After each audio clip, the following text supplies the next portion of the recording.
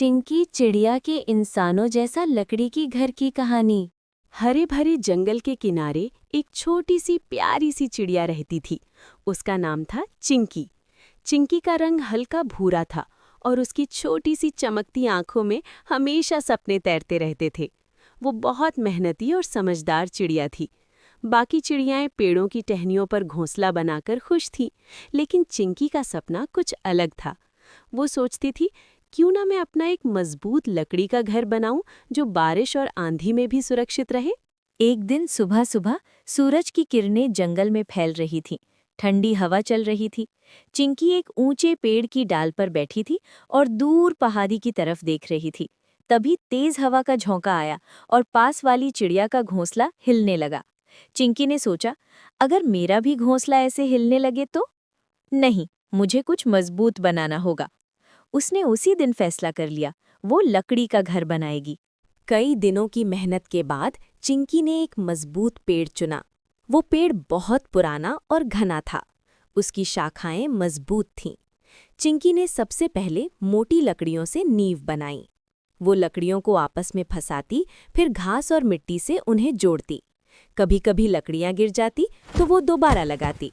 कई बार उसे चोट भी लगी, लेकिन उसने हार नहीं मानी। जंगल के दूसरे जानवर उसे देख रहे थे। गिलहरी बोली, तुम बहुत बहादुर हो चिंकी, हम भी तुम्हारी मदद करेंगे। और फिर गिलहरी छोटी टहनियां लाने लगी। कुछ ही दिनों में घर की दीवारें खड़ी हो गईं। छत भी लगभग तैयार थी। तभी एक शाम काले बादल घिर आए। तेज बारिश शुरू हो गई। हवा इतनी तेज थी कि कई घोंसले टूटकर नीचे गिर गए। चिंकी डर गई, लेकिन वो अपने अधूरे लकड़ी के घर के अंदर छिप गई। बारिश रात भर चलती रही। सुबह जब सूरज निकला तो चिंकी ने देखा उसका घर अभी भी खड़ा था। हालांकि कुछ लकड़ियां ढीली हो गई थीं, लेकिन पूरा घर सुरक्षित था। चिंकी खुशी से चहचहाने लगी, मेरा घर मजबूत है। अब बारी थी घर को सुंदर बनाने की।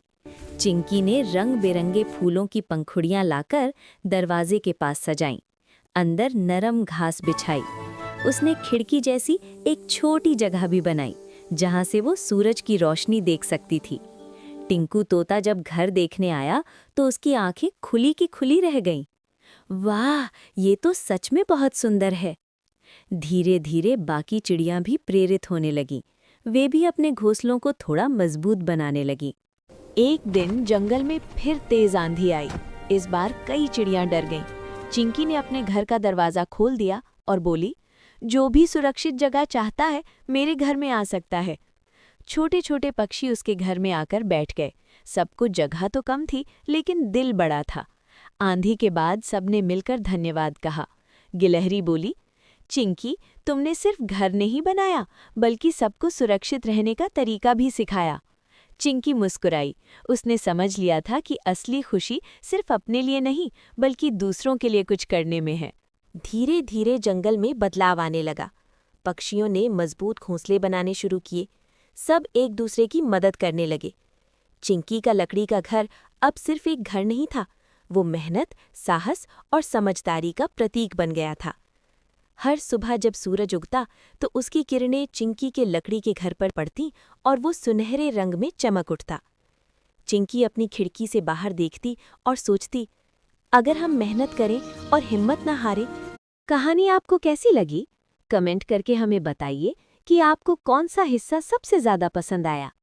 अगर आपको हमारी कहानी पसंद आई हो तो चैनल को सब्सक्राइब करना न भूलें और बेल आइकन को दबाना मत भूलें, ताकि आपको हर नई कहानी की अपडेट मिलती रहे।